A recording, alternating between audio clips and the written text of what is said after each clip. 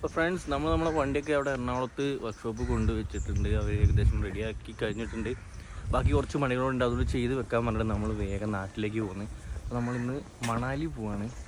ചെക്കന്മാരൊക്കെ പണിക്കുവാണ്. നമ്മൾ ബസ് കയറേണ്ടി വേണ്ടി വന്ന് തറവിൽ ബസ് കയറി. ബസ്സിലാണെങ്കിൽ ഒട്ടുക്കത്ത ചുടും പേറ്റും വെയിലും. പാളയത്തിറങ്ങി നമ്മൾ നേരെ ഓട്ടോ വിളിച്ച് റെയിൽവേ സ്റ്റേഷനിലേക്ക് വിട്ടു. പോകുന്ന വഴിക്ക് റോഡിലെ ബ്ലോക്ക് നമ്മൾ ഡ്രൈവർ ചേട്ടൻ തന്നെ കയറിയത്.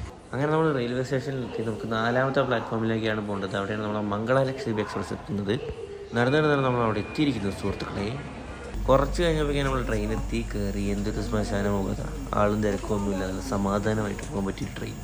കുറച്ചങ്ങോട്ട് കഴിഞ്ഞപ്പോൾ ഡ്രൈവർ വണ്ടി ചവിട്ടി വിടാണ്. കയറിയപ്പോഴുള്ള സുഖം പിന്നീട് കിട്ടിയില്ല. കുറേ നേരമായിട്ട് വെറുതെ കുത്തിയിരുന്നു, തലങ്ങും വിലങ്ങും നോക്കി ഫോണിൽ കളിച്ച് എങ്ങനെ കുത്തിയത് നേരം പോയി. പിന്നെ നമ്മൾ വാങ്ങിയ ഡാർക്ക് ഫാൻറ്റസി വിട്ട് ഓരോന്നായിട്ട് മുങ്ങി 4 കുപ്പി വെള്ളവും കുടിച്ച്. കുറച്ചങ്ങോട്ട് കഴിഞ്ഞ് മംഗലാപുരത്തിപ്പോൾ പോണ കുറച്ച് പിള്ളേർ നമ്മുടെ വണ്ടി കയറി. പിന്നെ ഒച്ചപ്പാടും ബേളും. പിന്നീട് നേരം പോകാൻ ഒരു പണി കഴിഞ്ഞു. ഒച്ചപ്പാടും ബേളും. കുറച്ച് പാവം പിടിച്ച മക്കൾ കുറച്ച് ചെപ്പിയിലൊക്കെ കിടക്കാനും തുടങ്ങി. എല്ലാം കിടക്കണോ പിന്നെ നമ്മളോട് കയറി കിടന്നു. ബാക്കി കാര്യങ്ങളൊക്കെ നാളെ കാണാൻ. കിടന്നുറങ്ങട്ടെ. Good night guys.